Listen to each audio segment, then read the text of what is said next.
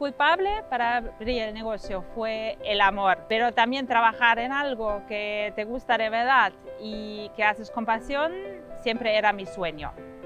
También se puede conciliar la vida familiar con la profesional, incluso que no siempre es fácil. La pasión por nuestra profesión. Yo recomiendo a las mujeres que quieren ser autónomas de aprovechar todas las oportunidades que hay, tener iniciativa, ser resistente, tener muchísima pasión, entender que equivocarse es parte del éxito, que es absolutamente normal, y siempre seguir adelante. Y no hay magia para conseguir cosas, simplemente se trata de trabajo duro, decidir y tener persistencia. Soy una mujer emprendedora y lucho por la igualdad de género.